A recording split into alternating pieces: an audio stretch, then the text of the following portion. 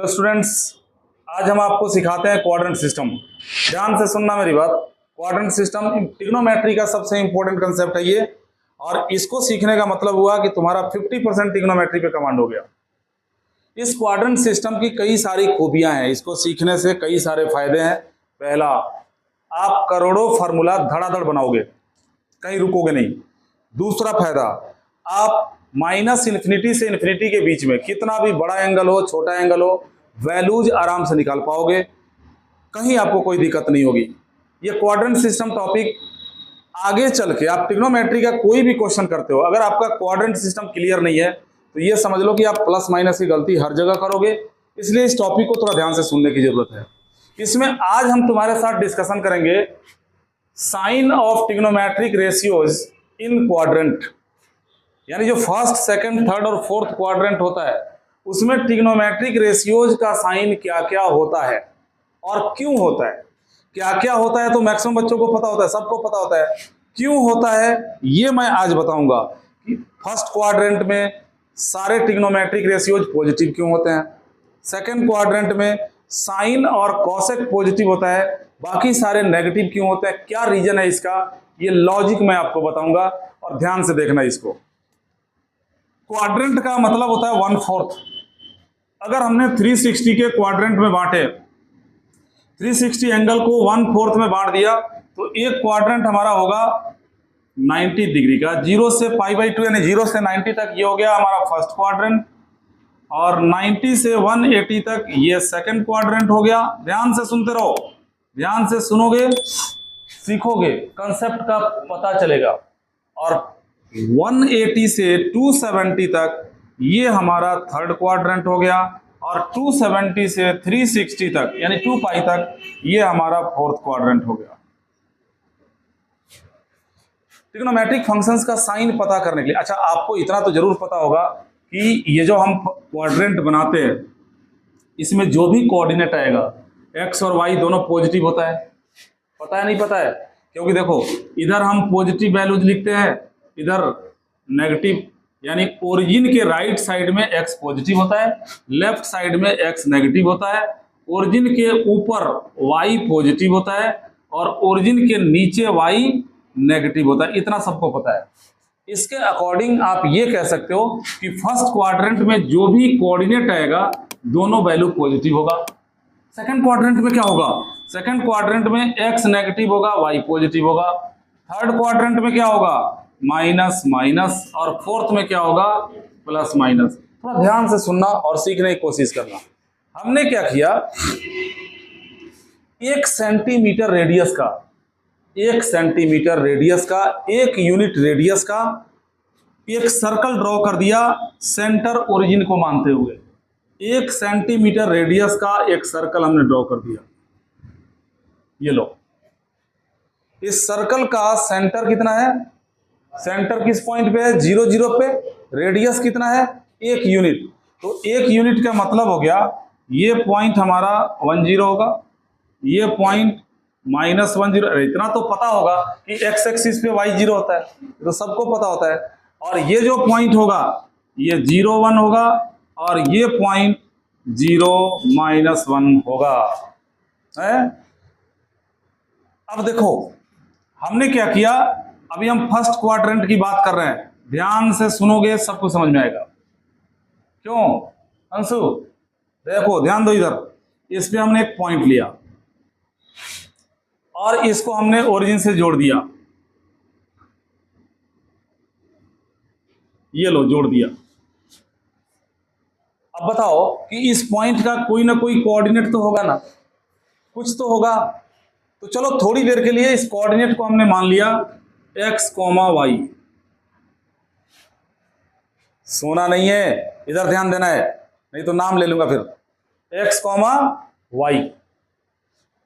आपको ये पता है कि इसमें x भी पॉजिटिव होगा, y भी पॉजिटिव होगा, और यहां से हमने क्या किया, परपेंडिकुलर ड्रॉ किया।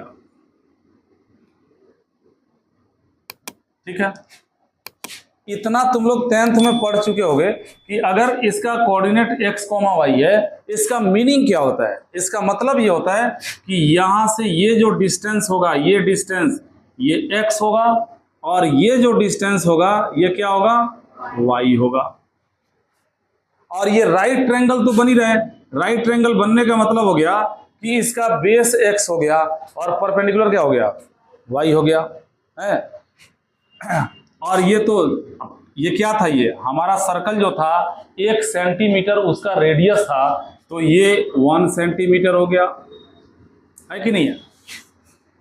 अब तुमने 10th क्लास में पढ़ा होगा जो ट्रिग्नोमेट्रिक रेशियोज होते हैं, sine cos tan cot sec cosec पढ़ा होगा, पापा बीड़ी पियोगे हाँ हाँ बेटा, ये सब पढ़ा होगा।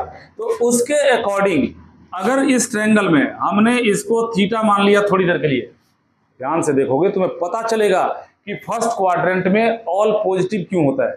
ये टीचर्स जो हमारे टीचर्स हैं ये रटवाते हैं, after school to cinema, after school to college, all silver tea cup, सिर्फ किस बात के लिए कि फर्स्ट क्वाड्रेंट में सारे पॉजिटिव होंगे, सेकंड में साइन और कॉसेक पॉजिटिव होगा, थर्ड में टेन और कॉट पॉजिटिव होगा, और फोर्थ क्वाड्रेंट में कॉस। और आज हम इसका लॉजिक बता रहे हैं कि ऐसा क्यों होगा। सेकंड क्वाड्रेंट में या फर्स्ट क्वाड्रेंट में या थर्ड क्वाड्रेंट में यही क्यों पॉजिटिव होगा, बाकी पॉजिटिव क्यों नहीं हो सकते, इसी का लॉजिक बता रहे हैं। तो यहां देखो, अब हमने फर्स्ट क्वाड्रेंट में एक ट्रायंगल बना दिया। अब ये ट्रायंगल जो तुम देख रहे हो इसको थोड़ी देर के लिए हमने O मान लिया, इसको A मान लिया, इसको B मान लिया। इन ट्रायंगल OAB, अब थोड़ी स्पीड बढ़ानी पड़ेगी। OAB ट्रायंगल में ये बताओ साइन थीटा क्या होगा, परपेंडिकुलर अपॉन में हाइपोटेन्यूस P अपॉन H यानी y हो गया। कॉस थीटा क्या होगा, बेस अपॉन हाइपोटेन्यूस x हो गया। टेन थीटा क्या होगा, perpendicular upon base y by x। Cot theta क्या होगा, टेन का उल्टा x upon y। Sec theta क्या होगा, 1 बाई एक्स। कॉसेक थीटा क्या होगा, 1 अपॉन y। यही होगा ना। अब एक बात बताओ, फर्स्ट क्वाड्रेंट में तुम्हें पता है कि x और y दोनों कोऑर्डिनेट पॉजिटिव होता है, पता है नहीं पता है, x भी पॉजिटिव y भी पॉजिटिव। अब बताओ y पॉजिटिव है इसका मतलब साइन थीटा क्या हो गया, x पॉजिटिव है इसका मतलब कॉस थीटा क्या हो गया, और जब x और y दोनों पॉजिटिव है तो टेन थीटा क्या हो गया, पॉजिटिव। और टेन पॉजिटिव तो उसका उल्टा कॉट थीटा क्या होगा, पॉजिटिव। साइन अगर पॉजिटिव है तो पॉजिटिव का रेसिप्रोकल क्या होगा, पॉजिटिव। कॉस अगर पॉजिटिव है तो पॉजिटिव का रेसिप्रोकल क्या होगा। यही कारण है कि फर्स्ट क्वाड्रेंट में जितने भी ट्रिग्नोमेट्रिक रेशियोज होते हैं सबका वैल्यू प्लस में आता है। तुम कहोगे सर ये सेकंड क्वाड्रेंट में जो है साइन और कॉसेक पॉजिटिव हो जाता है, बाकी सारे नेगेटिव हो जाते हैं, ये क्यों होता है। यहां ध्यान दो श्रेया, रिया, यही पॉइंट शिफ्ट होके अगर सेकंड क्वाड्रेंट में आ गया, ध्यान से देखते रहो, यही x1 y1 यहां पे आ गया या xy यहां पे आ गया। अब सेकंड क्वाड्रेंट में क्या होगा, सबको पता है कि x नेगेटिव और y क्या होता है, पॉजिटिव होता है। x नेगेटिव और y, समझने की कोशिश करो। अब हमारा इन सेकंड क्वाड्रेंट, हम सेकंड क्वाड्रेंट की चर्चा कर रहे हैं आपके साथ। x जो है वो नेगेटिव है और y क्या है, ये पॉजिटिव है। अब देखना जरा, साइन थीटा का वैल्यू क्या है, y, और y क्या है, पॉजिटिव, तो साइन थीटा क्या होगा, साइन थीटा क्या होगा, y पॉजिटिव है तो साइन थीटा पॉजिटिव। अरे ग्रेटर देन 0 का मतलब पॉजिटिव होता है। कॉस थीटा का वैल्यू क्या है, x, और सेकंड क्वाड्रेंट में x क्या होता है, नेगेटिव होता है। तो अगर x नेगेटिव हो गया तो कॉस थीटा क्या हो गया, नेगेटिव, यानी कॉस थीटा हो गया लेस देन 0। अब आती है टेन की बारी। Tan theta y upon x, y जो है पॉजिटिव है और x क्या है, नेगेटिव है। अब तुम्हें मेरे को बता दो कि पॉजिटिव अपॉन नेगेटिव क्या होगा, नेगेटिव होगा, यानी टेन नेगेटिव हो गया। और टेन का उल्टा कॉट होता है तो कॉट नेगेटिव हो गया, और साइन का उल्टा कॉसेक होता है, तो अगर साइन पॉजिटिव होगा तो कॉसेक क्या होगा, पॉजिटिव।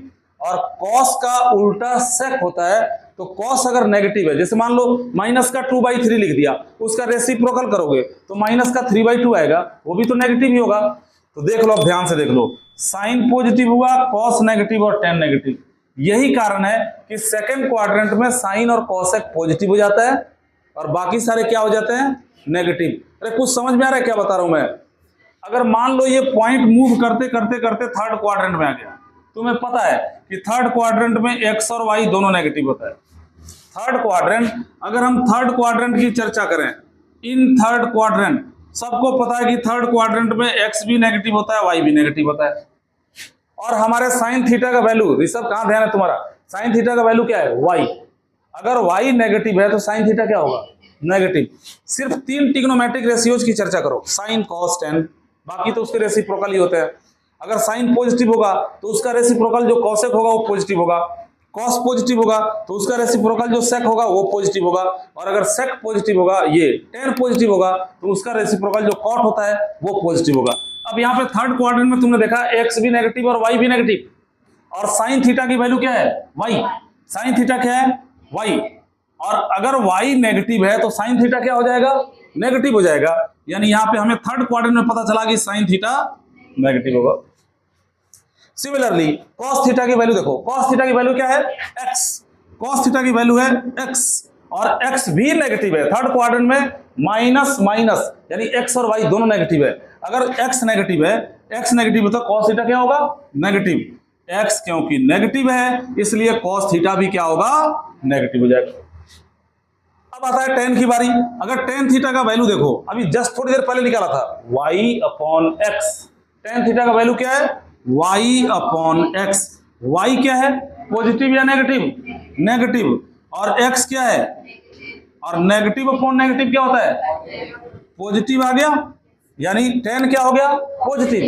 तो इसका रेसिप्रोकल जो कॉट होता है वो क्या होगा, पॉजिटिव। यानी tan और कॉट हो गया पॉजिटिव, बाकी साइन नेगेटिव तो कॉसेक नेगेटिव, और कॉस नेगेटिव तो सेक नेगेटिव। यही कारण है कि थर्ड क्वाड्रेंट में tan और कॉट पॉजिटिव होता है, बाकी सारे क्या होते हैं, नेगेटिव होते हैं। इस तरीके से आप फोर्थ क्वाड्रेंट को भी चेक कर सकते हो। फोर्थ क्वाड्रेंट में अगर वही पॉइंट घूमता हुआ फोर्थ क्वाड्रेंट में आ गया, यू नो फोर्थ क्वाड्रेंट में, in fourth quadrant x will be positive and y will be negative. Fourth quadrant में क्या होगा, x पॉजिटिव होगा, y नेगेटिव होगा। इस हिसाब से आप इनका साइन देख लो, क्योंकि जब फर्स्ट क्वाड्रेंट में हमने साइन का वैल्यू निकाला था, साइन का वैल्यू क्या था, y, और y क्या है, फोर्थ क्वाड्रेंट में y क्या है, नेगेटिव है। अगर y नेगेटिव है मतलब साइन क्या हो गया, आ रही बात समझ में। और cos थीटा का वैल्यू क्या है, x, और फोर्थ क्वाड्रेंट में x क्या है, तो cos थीटा क्या होगा। अब जब साइन नेगेटिव होगा तो cosec नेगेटिव, और cos पॉजिटिव होगा तो sec पॉजिटिव। क्या ज्योति, यही कारण है कि फोर्थ क्वाड्रेंट में cos और sec पॉजिटिव होता है, बाकी सारे क्या होते हैं खुशबू, नेगेटिव होते हैं। आ गई बात समझ में। तो इस तरीके से आप किसी को भी समझा सकते हो sine of trigonometric ratios in quadrant. अगले लेक्चर में हम बहुत इंपॉर्टेंट बात करने जा रहे हैं, ये ट्रिग्नोमेट्रिक रेशियोज जो है इनका रेंज क्या है, इनकी औकात कितनी है।